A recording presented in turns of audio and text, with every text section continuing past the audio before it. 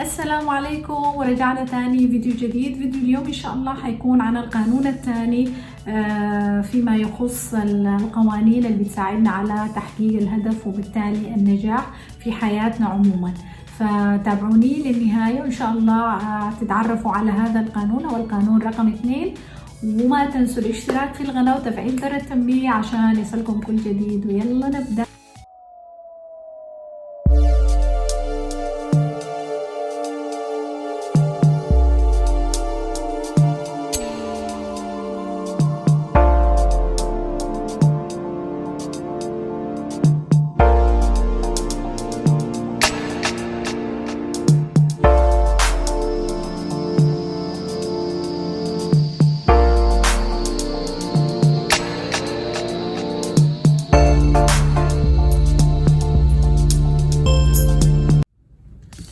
يلا فيديو اليوم زي ما قلت هو حيكون عن القانون الثاني من قوانين اللي بتوصلنا لتحقيق الهدف وبالتالي النجاح في حياتنا.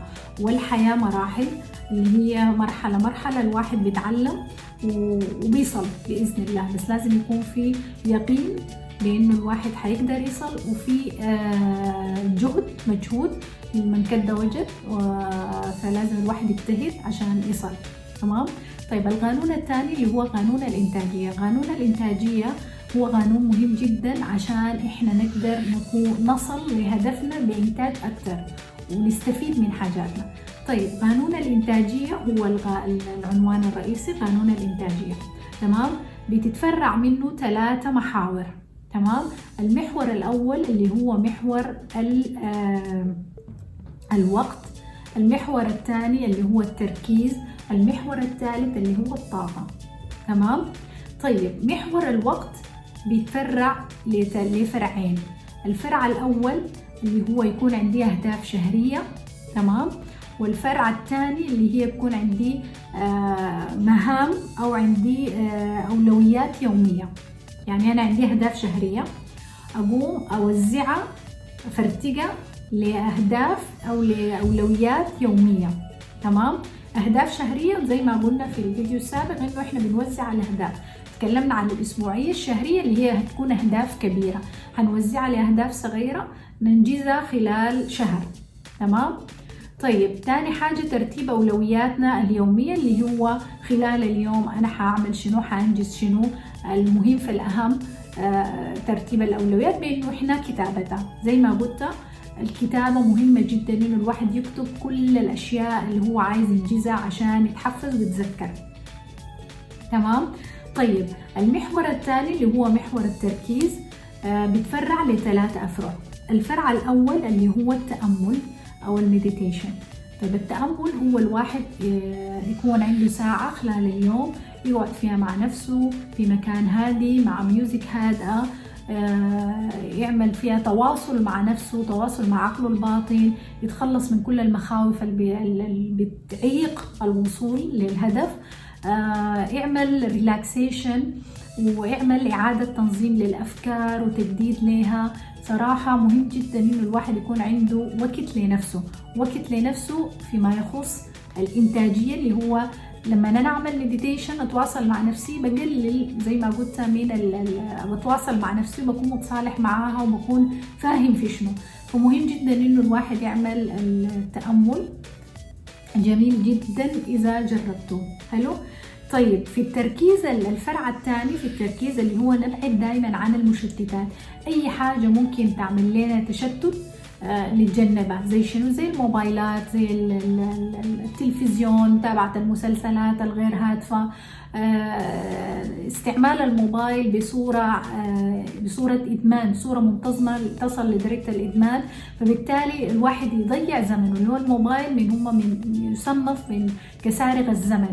الواحد يقعد فيه وينسى نفسه ويتابع، يعني ما لم انه يكون مستعمل لشغل اوكي، يعني الهدف من استعماله انه شغل معين انا بنجزه خلاص بخليه، بس مش انه طول اليوم انا ماسكه الموبايل. وفي الوقت الحالي الناس، اغلبيه الناس بقت مركزه في الموبايل، عدم موضوع تستعمل في الموبايل تشاتنج، حاجات غير هادفه. الواحد لما يخلص بيحس انه عدت 2-3 وهو ما حاسس. 2-3 دي ممكن كان يستفيد منها في شيء ينفع به نفسه وزي ما قلت وحقول تاني انه احنا خلقنا في الدنيا دي لاعمار الارض والاصلاح فيها، ولازم الواحد يكون عنده بصمه في حياته او بصمه في المجتمع.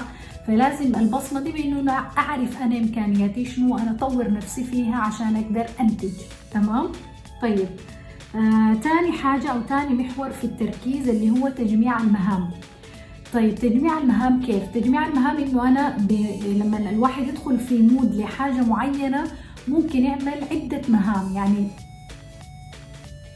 ادخل في المود ممكن ينجز عدة اشياء. كيف؟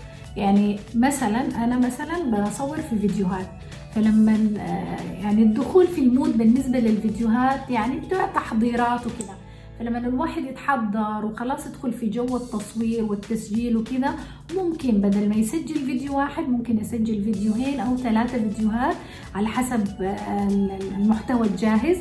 بس لما أصور فيديوهين و3 معناها أنا إنتاجيتي زادت. ليه؟ بدل ما أكون بطلع في الأسبوع فيديو واحد هطلع 3 فيديوهات، بالتالي أنا الإنتاجية زي ما قلت زادت عندي. تمام؟ فالواحد لما يدخل في المود يحاول إنه ينجز بقدر الإمكان. تمام؟ دي اللي هي تجميع المهام. لما الواحد يدخل في المود بتاع مثلا ترتيب حاجة معينة ممكن يرتب معاه عدة أشياء، لأنه خلاص هو ده النقطة الأولى بتاعت استصعاب الحاجة خلاص اتخطاه. طالما إنه أنا اتخطيت النقطة بتاعت الصعوبة إنه وأسوي في بكرة وبكرة، طالما إنه اتخطيت الحتة دي معناها أنا ممكن أنجز عدة أشياء في زمن معين وأكون أنتجت أكثر. تمام؟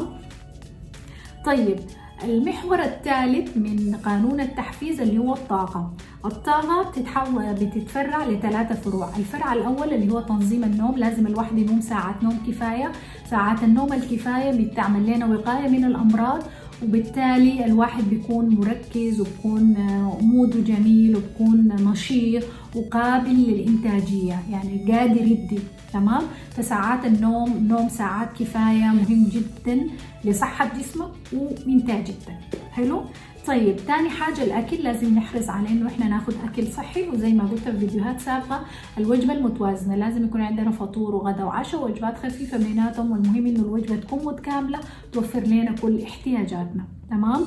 طيب المحور الثالث أو الفرع الثالث من الطاقة اللي هو الرياضة، لازم يكون عندنا مجهود بدني أو نوع من الرياضة إحنا بنحبها نقدر نعملها خلال اليوم، إذا كان مشي، إذا كان عجلة، صياغة عجلة، إذا كان سباحة، أي نوع بتاع رياضة أنتوا بتحبوها ممكن تعملوها أسبوعيا أو كل يوم في الأسبوع، أو يومين في الأسبوع، 3 أيام كل يوم إذا في مقدرة وفي وقت عندكم. فحلو جدا الرياضة، بتقلل من الاسترس وبتفرغ طاقة وبتخلي الواحد يستعيد يومه أو يبدأ يومه بنشاط وحيوية. حلو؟ فدي الفكرة العامة لقانون الإنتاجية. أتمنى إنه يكون وصلتكم المعلومة بصورة مختصرة وصورة بسيطة، وإذا عندكم أي إضافات أي تعليقات ممكن تكتبوها لي في الكومنت أسفل الشاشة. إذا عندكم أي اقتراحات كمان ممكن تكتبوها لي في أسفل الشاشة، وما تنسوا الاشتراك في القناة وتفعيل زر التنبيه ومشاركة القناة مع الأحباب والأصحاب، وأشوفكم في فيديوهات قادمة بإذن الله. مع السلامة.